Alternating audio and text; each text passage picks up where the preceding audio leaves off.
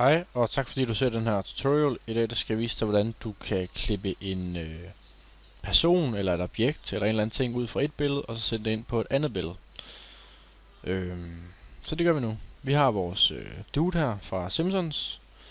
Klikker vi der på den her tool. Yes. Zoomer vi lidt ind.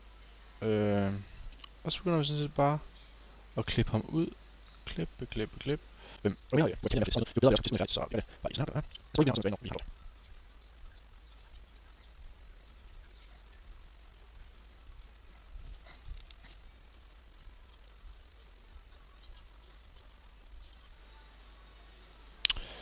Sådan der. Nu har vi det.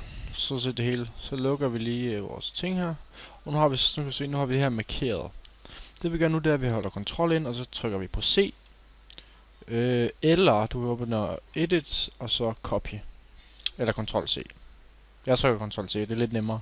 Så gå ind på dit andet billede, som i det her tilfælde er slikbutik. Så det kunne være sjovt, når han var tyk jo. Og så trykker du Ctrl V. Bum. Så har vi vores person. Eller hvis ikke du trykker Ctrl V, så trykker du Past. Edit, og så Past. Se, så kommer han ind 2 gange nu. Sletter lige den ene. Se, nu har vi vores person her. Så klikker vi på pilen herop, så kan du rykke rundt med ham. Nu passer han jo ikke sådan i størrelsen og sådan noget, så jeg trykker Ctrl C, eller går op under Edit og Free Transform. Og så får du ham sådan set bare til at se sådan nogenlunde ægte ud, selvom at det selvfølgelig er tegnefilm på et ægte billede, så er det selvfølgelig lidt dumt ud.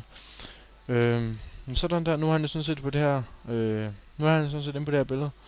Men vi har fået et problem her. Der er stadigvæk et hvidt spot her. Og hvordan får vi lige det væk? Det vi gør, det er, at vi er på det her lager. Vi arbejder på det her lager. Så tager du dit marker tool her igen. Zoomer ind. Så markerer du alt det hvide fra.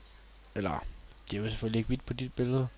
Men hvis du har et eller andet, som er inde i billedet, som du skal have ud, så markerer du det simpelthen bare på dit lager her. Så trykker du delete.